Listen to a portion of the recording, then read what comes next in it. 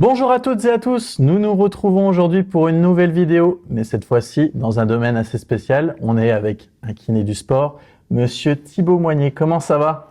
Salut Hugo, ça va et toi? Bah ouais, nickel, je suis ravi d'être avec toi pour cette vidéo un peu spéciale. J'ai fait des entraîneurs, je fais des directeurs sportifs, je fais des joueurs, mais maintenant on s'intéresse aussi au monde du kiné. Et je vais te poser plusieurs questions qu'on va répondre dans l'interview parce que tu fais quand même pas mal de choses. Je te laisse d'abord dans un premier temps te présenter. Bah écoutez, Thibaut, kiné du sport, comme tu l'as dit. Bienvenue à toi Hugo, bienvenue à toi dans notre cabinet Kinéseil ici à Metz-Queuleux. Donc effectivement, je suis kiné depuis 11 ans, j'ai également le diplôme de préparateur physique et j'interviens au cabinet et dans différents clubs aux alentours du secteur. On peut voir, hein. Maillot de la PM, maillot de Thionville, les canonniers de Metz, des magnifiques maillots. Et on va commencer avec une première question, en tant que kiné du sport, qu'est-ce qui différencie la prise en charge d'un footballeur par rapport à un patient entre guillemets lambda, classique que tu as tous les jours dans ton cabinet? Ça, c'est une bonne question. Écoute, je pense que la première notion, c'est la notion de performance. Quand on parle avec un sportif, il y a forcément cette notion de performance. Une personne lambda va peut-être venir consulter plus pour un problème de douleur. Son objectif, parce que c'est ça, les différents objectifs, son objectif, ça va être de retrouver peut-être une vie normale, moins de douleur, alors que le sportif va avoir d'autres objectifs, la performance, et pas uniquement vivre sans douleur. Après, je pense qu'il y a d'autres petites différences. Le délai, surtout, je pense, souvent les sportifs, la première chose qu'ils te demandent, c'est quand est-ce que je peux rejouer, quoi. Moi, je veux retourner sur le terrain. Donc il y a un peu cette pression vis-à-vis du délai, où effectivement il faut rendre le sportif dans les meilleures conditions possibles, mais également le plus rapidement possible.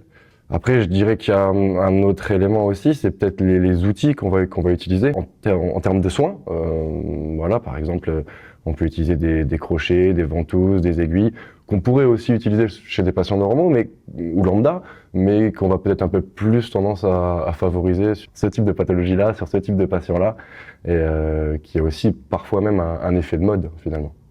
D'accord, et justement la question que je me pose aussi, c'est quand on te met un petit peu entre guillemets la pression de pouvoir reprendre rapidement, est-ce qu'il y a des moyens qui existent un petit peu pour pouvoir reprendre rapidement, même si c'est pas optimal? Alors effectivement, c'est une question complexe que tu me poses là.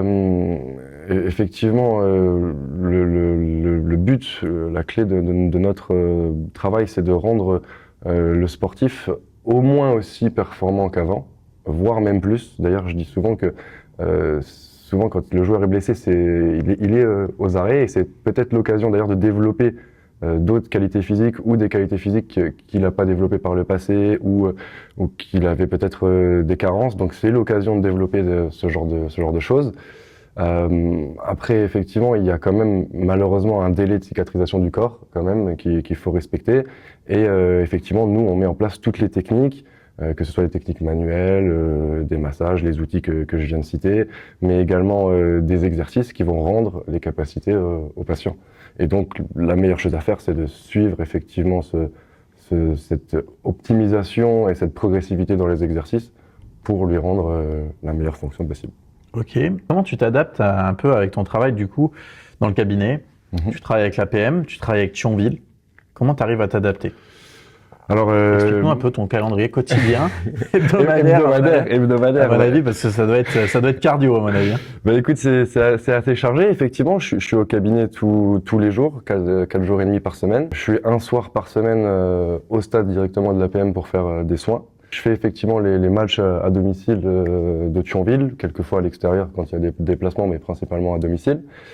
Et puis effectivement, avec ma collègue Juliette, qui est kiné de l'équipe depuis plusieurs années au niveau des canonniers basket, de temps en temps, effectivement, je fais quelques matchs aussi en alternance avec elle. Cette population de sportifs, finalement, peuvent venir se faire soigner au cabinet. Donc on les retrouve la semaine, on les retrouve parfois le week-end ou en match. D'accord. Et est-ce qu'il y a des petites différences un petit peu entre justement le basket avec les canonniers et le football avec l'APM ou Thionville? Tout à fait, chaque sport a ses petites spécificités. Déjà, je pense que ça aussi, c'est important de l'analyser. En fait, quand on fait de la kiné du sport, mais quand on fait aussi de la préparation physique, il faut toujours commencer par l'analyse de l'activité. c'est connaître les besoins spécifiques de l'activité. Et vous le savez bien, tout le monde le sait, un basketteur ne va pas avoir besoin des mêmes qualités physiques qu'un footballeur. Basketteur, par exemple, ça va être des appuis très courts, ça va être de la détente, ça va être effectivement de l'agilité, ça va être plein de choses. Chez un footballeur, il va falloir répéter des courses effectivement plus longues, des efforts pendant 90 minutes. Il va y avoir aussi des points communs quand même, sur une certaine force globale, sur une certaine stabilité, sur certaines choses. Donc il y a des points. Une lucidité aussi. Bien sûr, une certaine lucidité et tout l'aspect mental qui pourrait être commun d'ailleurs aux deux. Donc il y a des points communs. Il y a des petites différences aussi, et c'est aussi ça qui fait la beauté de la diversité dans les sports. D'accord. Et maintenant, j'avais aussi une autre question en plus. C'est à quoi ça ressemble une journée type, par exemple? Là, tu vas aller à Thionville ce soir pour un match de championnat. À quoi ça ressemble une journée type avec toi pour préparer un match? Et est-ce que tu stresses avant les matchs? Comme les joueurs doivent stresser des fois avant un match. Explique-nous un peu. Alors effectivement, la journée type avant un match, on arrive en même temps que les joueurs. On est au rendez-vous en même temps que les joueurs. Moi, j'aime bien en plus assister à la causerie. C'est un moment pour moi qui est important, parce que déjà je l'ai vécu en tant que joueur et parce que finalement on fait partie d'un groupe. Alors bien évidemment, on n'est que nous les kinés, mais on fait quand même partie du staff, de l'équipe.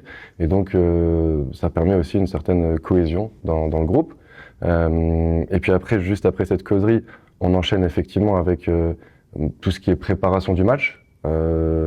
Que je vais différencier en 2-3 axes, mais globalement on peut avoir des massages de mise en route à visée d'échauffement, on peut avoir effectivement des contentions, souples, rigides, faire des straps, des tapes, ce genre de choses, parfois même des mobilisations spécifiques sur un retour de blessure ou sur un joueur qui a des besoins particuliers ou même qui a des habitudes particulières. Beaucoup de joueurs, surtout dans le foot, sont assez superstitieux. Explique-nous un petit peu des superstitions qui t'ont un peu... qui t'ont un peu surprise. Des superstitions qui m'ont surprise. Alors déjà je vais garder le secret médical et le secret du vestiaire aussi. Le secret médical c'est une chose et c'est très important dans notre métier. Puis le secret du vestiaire aussi c'est pour le respect des équipes qu'on suit forcément. Donc je vais prendre un ancien exemple, un vieil exemple. Quand j'étais prestataire au FC Metz à l'époque, on faisait un joueur très connu, dont je tairai le nom, qui faisait effectivement beaucoup de mobilisation au niveau de la hanche pour la mettre en route. Et ben lui, il fallait absolument lui tourner la hanche dans un certain sens et pas dans l'autre. C'était sa petite préférence à lui. C'était relativement amusant puisque globalement la mobilisation est presque identique, mais il avait ces petites sensibilités-là. Pour poursuivre après juste sur la question, les joueurs partent à l'échauffement. À ce moment-là, pendant l'échauffement, je peux avoir affaire à certains joueurs qui sont peut-être sur le banc ou qui sont blessés, qui font partie de l'effectif et qui ne sont pas dans le groupe, mais je peux parfois intervenir à ce moment-là. Ou alors, effectivement, je vais sur le terrain pour surveiller aussi qu'il n'y ait pas de pépins pendant l'échauffement. Et puis après, on fait la veille médicale tout le match, c'est-à-dire que je suis, moi, certes, sur le banc, bien évidemment, je regarde le match, mais pas tout à fait comme un spectateur.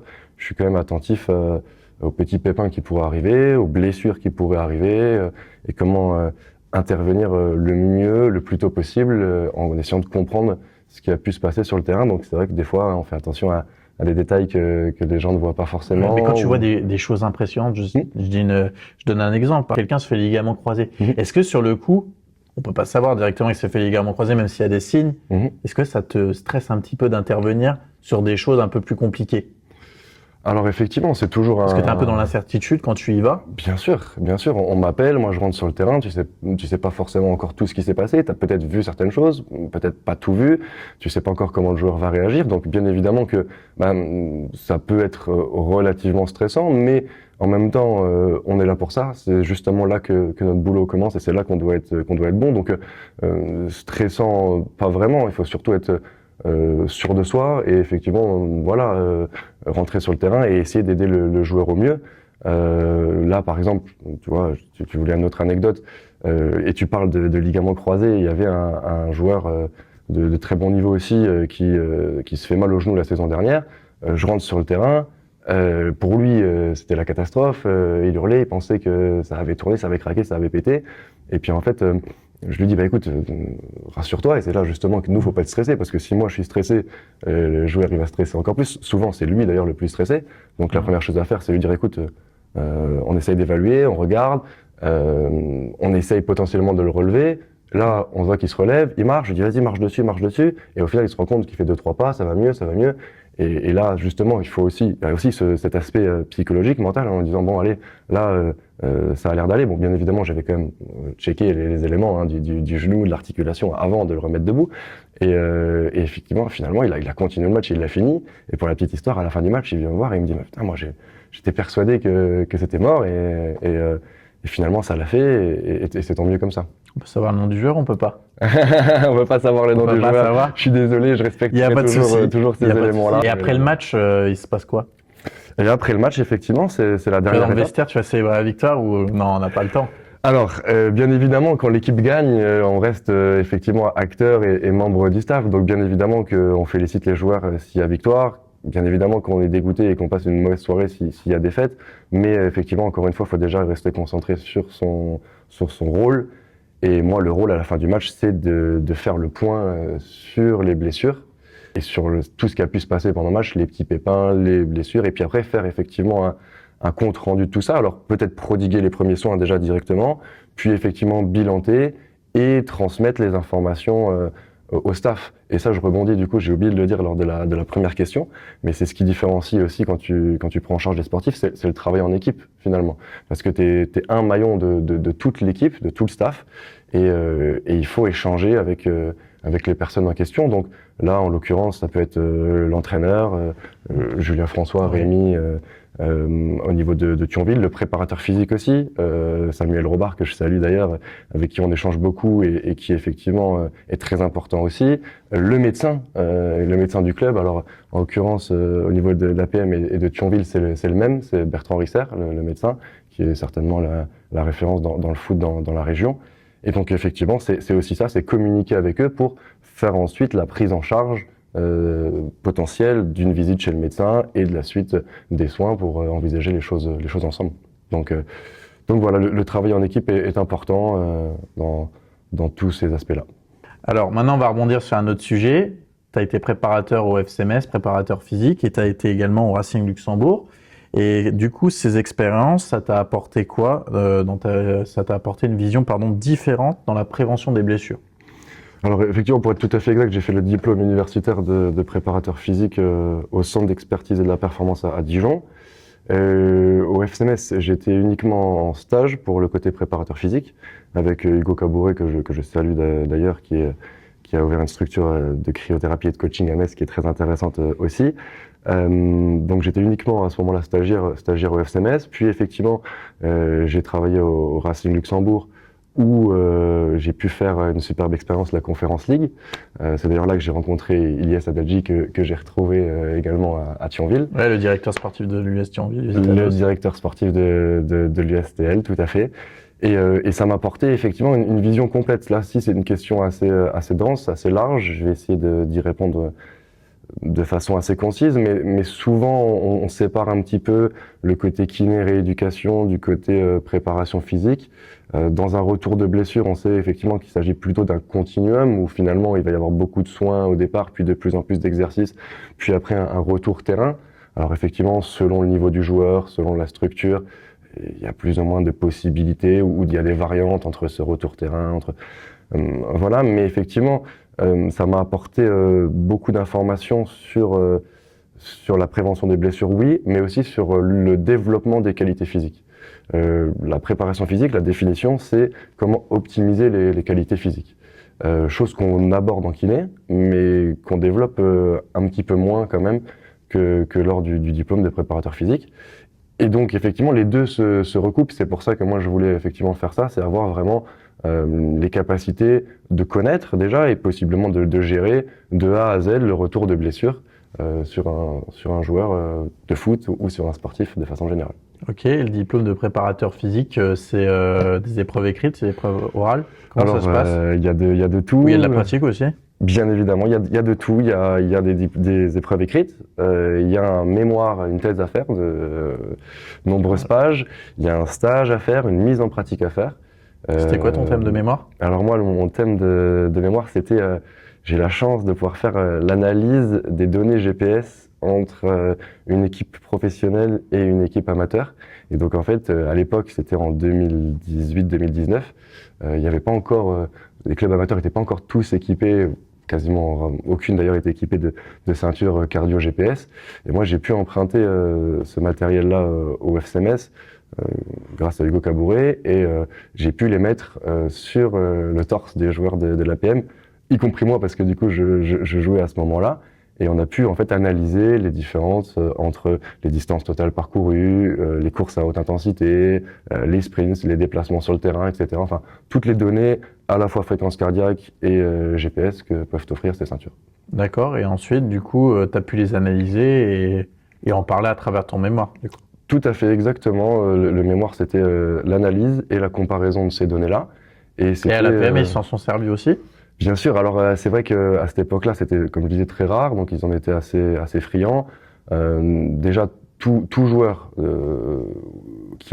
et tout entraîneur qui s'intéresse a toujours envie d'avoir des informations en plus. C'était qui l'entraîneur au moment-là de l'APM? À l'époque, à ce moment-là, c'était Romain Perfetto, l'entraîneur de l'APM. Actuel entraîneur du CSO Amnéville. Tout à fait. Salue aussi. Tout à fait, exactement, que je salue chaleureusement et à qui je souhaite tout le meilleur, parce qu'effectivement, on a fait beaucoup d'années ensemble.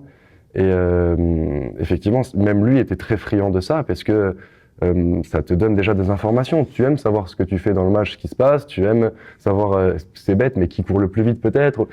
Ça, c'était un peu le niveau des joueurs. Et puis nous, effectivement, de voir que aussi, c'est pas forcément parce que tu cours beaucoup que tu as couru efficacement. Donc ça aussi, c'est intéressant à analyser. Après, je vais pas rentrer dans des détails plus poussés, mais effectivement, il y a plein d'analyses qu'on pourrait faire. Et puis après, ça faisait partie aussi des remarques de mon mémoire, c'est que moi j'avais fait ça sur un seul match. L'analyse sur un seul match n'est pas toujours représentative de toute une saison. Ok, d'accord. Maintenant, je vais rebondir aussi sur une autre chose. Tu as joué à un très bon niveau en Régional 1, tu restes dans un très bon niveau en ce moment, tu joues à Oni en Régional 3, donc tu as toujours ce niveau régional. Est-ce que ça influence ta manière d'accompagner les joueurs? Je pense qu'effectivement, ça influence un petit peu ma façon de voir les choses.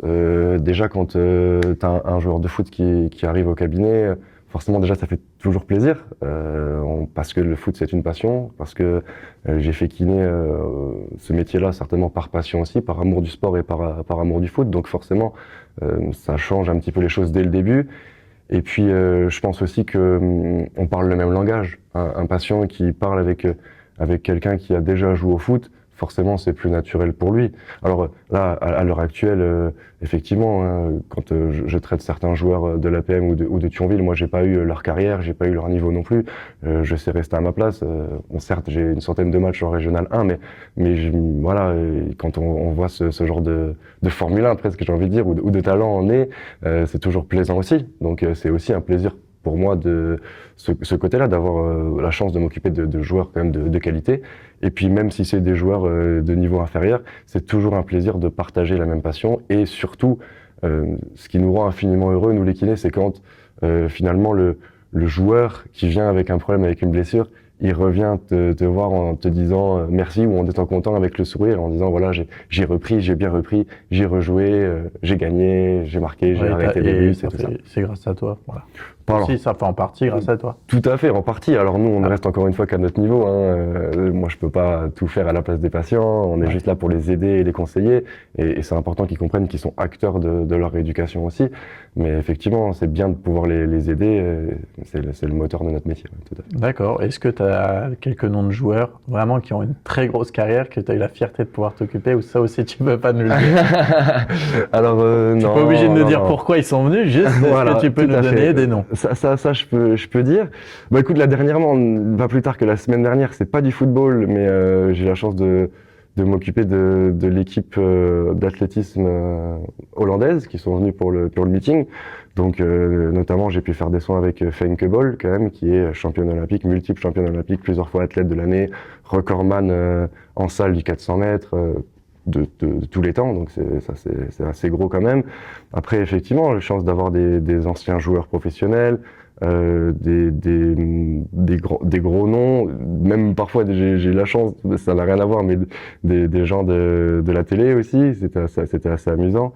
Après, c'est difficile de te donner que quelques noms, mais globalement, c'est vrai que quand j'ai eu la chance d'être prestataire au FCMS, il y avait l'effectif du FCMS, donc il y a quand même eu des noms sympas avec qui en plus il y avait parfois une petite affection particulière. Je pense aussi à des joueurs qui étaient sur leur fin de carrière et qui venaient encore faire des sons à Metz comme Rudy Gested ou par exemple des anciens joueurs de grands noms dans le secteur comme Pascal Raspolini qui vient encore aujourd'hui faire des soins.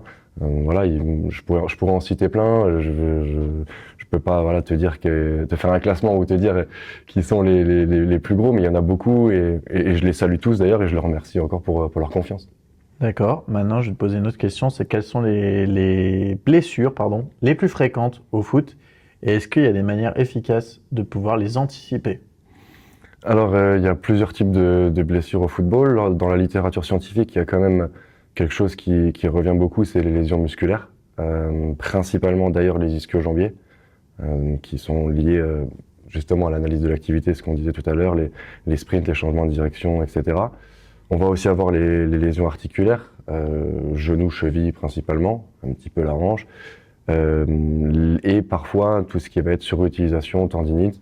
On pense beaucoup à la pubalgie du footballeur, mais ça peut être aussi des tendinites rotuliennes, tendons d'Achille, etc., etc.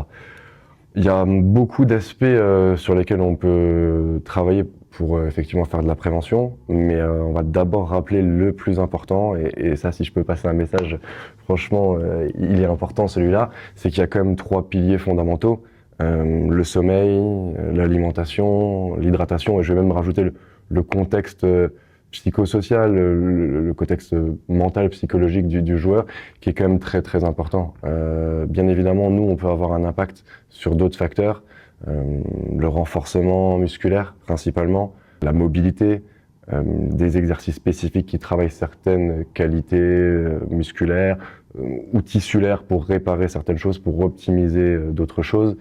Mais effectivement, tout ça ne peut être efficace si on ne respecte pas les 3 piliers. Je peux te donner le meilleur exercice du monde, le meilleur massage du monde. Si tu dors 2 heures par nuit, il y a quand même des risques que tu te blesses à un moment donné. Justement, en parlant du sommeil, je voulais avoir ton avis parce que là, ça me fait penser à une question que je vais rebondir. Cristiano Ronaldo, il a une façon de dormir qui est quand même assez atypique. Je ne sais pas si tu es au courant un petit peu comment il fait. Il fait plusieurs cycles de sommeil de 1h30. Alors effectivement, ça c'est quoi ton avis par rapport à ça? Ça c'est les données qu'on nous sort effectivement sur les réseaux sociaux. Donc toujours prendre des pincettes aussi avec ce qu'on nous dit. Ça aussi c'est un message à faire passer, c'est que on voit beaucoup de choses sur les réseaux sociaux et donc du coup quand c'est des égéries ou des sportifs internationaux comme Cristiano Ronaldo, qui est en plus pour moi certainement un de mes plus grands exemples. On a envie de les suivre, on a envie de faire pareil, ou en tout cas on a envie de comprendre comment ça fonctionne. Moi je vais rester dans mon rôle de kiné, je suis pas spécialiste du sommeil, donc il faudrait poser la question à un spécialiste du sommeil. Mais effectivement, on sait aujourd'hui que le sommeil est divisé en plusieurs phases, en plusieurs cycles, dans lesquels il y a plusieurs phases, et qu'on pourrait effectivement optimiser ces phases-là. Après, on sait aussi, et surtout, qu'il faut pas perturber le sommeil trop fréquemment. C'est-à-dire que si tu prends des habitudes, il faut les garder, ces habitudes. Le mieux étant effectivement de se coucher à la même heure et de se lever à la même heure tous les jours. C'est ça, et aussi apparemment, il aurait les veilles de match, il dormirait tout seul, dans une certaine position aussi sur le côté, ce qui favoriserait aussi apparemment le sommeil. Après, voilà. Je suis pas avec lui pour le confirmer, mais voilà ce qu'on entend. Et moi, je voulais juste ton avis par rapport à ça. Après, effectivement, ça serait plus un professionnel du sommeil qui pourrait nous répondre. Tout à fait, un professionnel du sommeil serait bien plus qualifié pour répondre sur, en tout cas, cette histoire de cycle du sommeil, bien évidemment. Et puis encore une fois, se méfier, même si ça se trouve, c'est vrai. Hein, moi, je pense que c'est vrai. Mais effectivement, attention avec ce qu'on voit. Et puis aussi, attention à ce qu'on en fait, puisque c'est pas parce qu'un grand sportif fait quelque chose que c'est forcément adapté à tout le monde, adapté à tous les niveaux de sportifs. Et effectivement, tout le monde ne peut pas reproduire les mêmes choses. Hein. Ça aussi, il faut bien le préciser. Et j'aurais pu le préciser dès la première question. Chaque prise en charge est personnalisée et individualisée par rapport au contexte du patient, par rapport au bilan du patient, par rapport au passé du patient et toutes ses caractéristiques physiques, psychologiques. Tout ça est très important à prendre en compte. C'est d'ailleurs certainement la chose la plus importante dans notre métier. C'est certainement le bilan de départ. Prendre le temps d'écouter le patient, savoir pourquoi il vient, pourquoi il consulte, qu'est-ce qu'il a eu comme souci et vers quoi il veut aller, et dans quoi il croit et comment il fonctionne pour essayer effectivement de l'aider au mieux. Maintenant, je voudrais rebondir aussi sur une autre question, c'est selon toi, le kiné est-il devenu un acteur clé de la performance et pas seulement du soin? La réponse simple serait de dire oui. La réponse plus complexe, ça va dépendre aussi des structures. C'est ça? Oui, oui et pas que. Et puis ça dépend de la structure dans laquelle tu travailles. Dans certains grands clubs, très très grands clubs, chaque rôle est bien sectorisé. Quand t'es kiné, tu fais les soins, beaucoup les soins. Et dès que le joueur va mieux, il va vite aller vers la préparation physique. Et d'ailleurs, aujourd'hui, dans les grands clubs, on a même sectionné plus en 2, mais en 3. Il y a un job qui est de réathlétiseur au milieu. C'est-à-dire qu'en gros, il passe par le kiné, ensuite il passe par le réathlétiseur, puis après il va avec le préparateur physique et avec le groupe. Donc oui, c'est un acteur clé de la performance parce que le retour blessure fait partie de la performance, parce que effectivement, on peut continuer à performer sur certains aspects même en étant blessé. On peut revenir tout aussi performant, voire plus performant après une blessure. Après, effectivement, c'est ça que j'apprécie beaucoup dans la double casquette kiné préparateur physique, c'est que on a effectivement l'éventail de pouvoir aller du jour 0 jusque beaucoup plus loin, suivi toute la saison. Ok, je vais te poser aussi une autre question. Il existe aussi tout ce qui est ostéopathe et chiropracteur, qui sont du coup comment dire, pas des dérives, mais des personnes viennent voir ces personnes-là, des fois à la place du kiné. Qu'est-ce que tu en penses? Est-ce qu'il y a dis-moi les côtés positifs et négatifs par rapport à ça, ou alors peut-être il y a que du négatif ou que du positif dans ta pensée. Je sais que vous n'êtes pas forcément les meilleurs amis du monde, les kinés avec eux. Question piège que tu me poses là. Non, il y a vraiment pas de guerre. Pour le coup, ce qu'il faut bien se dire, c'est que l'acteur principal, c'est le patient qui est au centre et que la meilleure chose à faire, c'est d'aider le patient. Et c'est sur ça qu'il faut se concentrer. Après, le patient, il a ses propres préférences, croyances aussi. Et je pense que c'est complémentaire.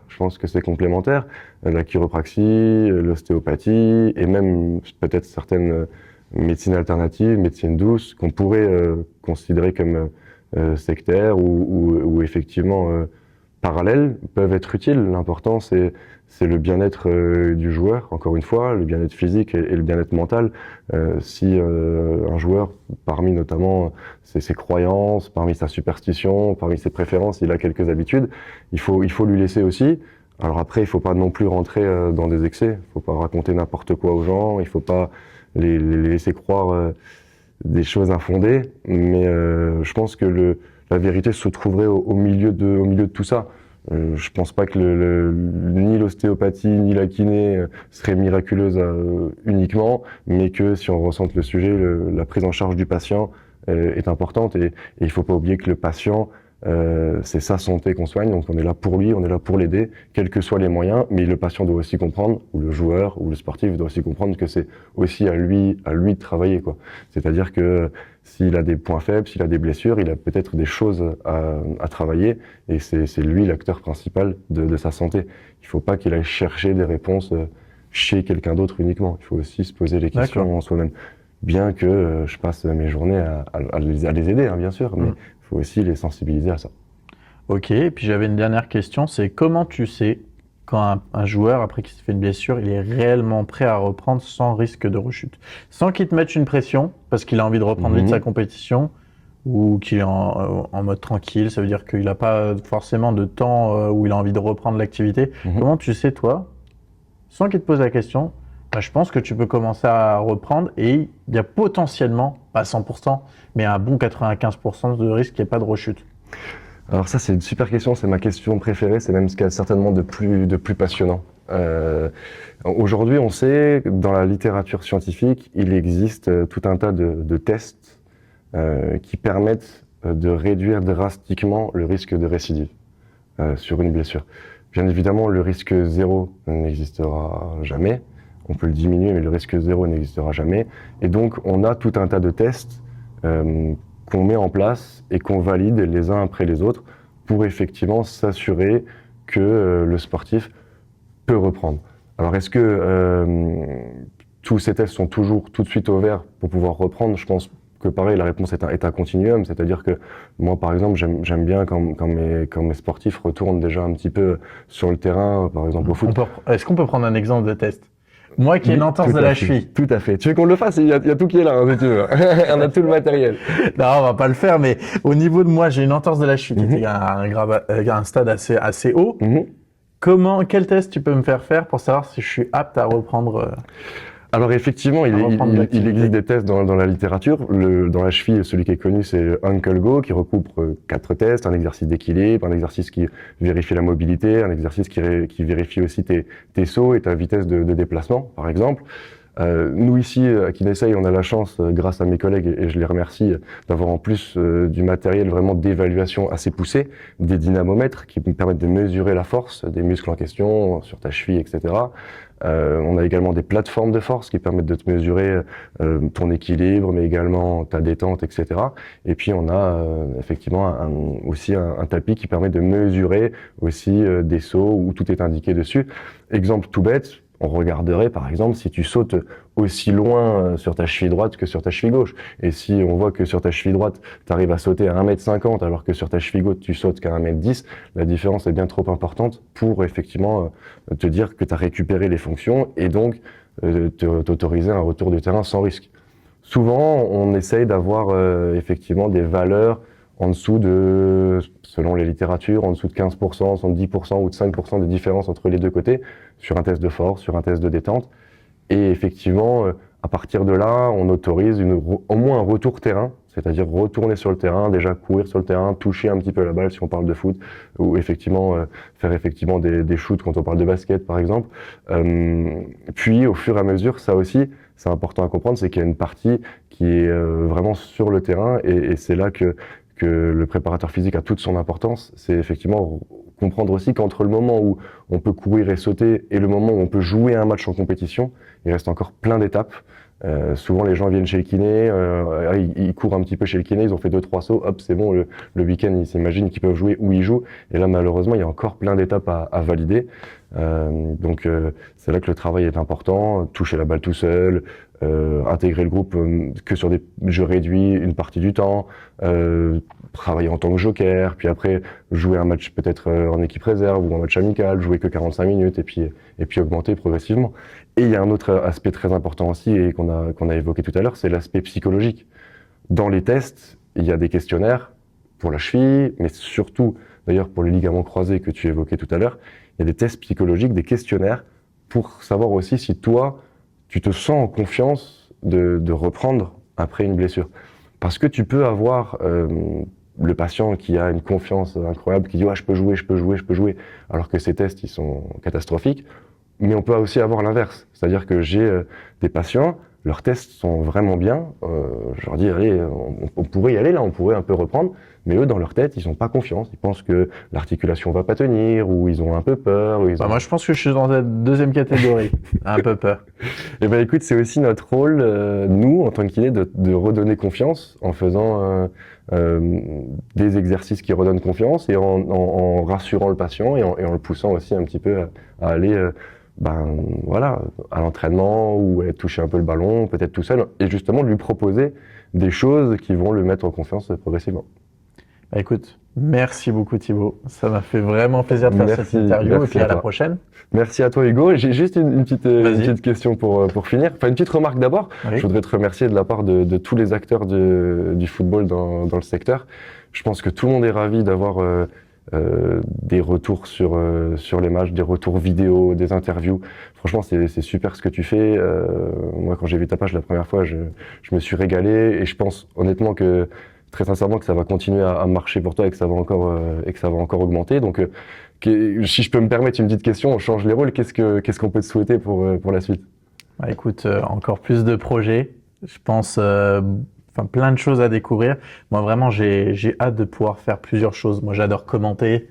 J'adore faire les petites vidéos, les petites interviews comme avec toi. J'adore aussi être au plein cœur des matchs, pouvoir faire soit des vidéos longues, soit des vidéos courtes. Donc je pense juste plein de choses à découvrir et on verra bien. Hein. Advienne que pourra, comme on dit. Et si vous avez aimé la vidéo, n'oubliez pas de la liker et surtout de vous abonner. Allez, à la prochaine. Allez suivre sa page, les gars. Merci. Ciao. Il a dit petit.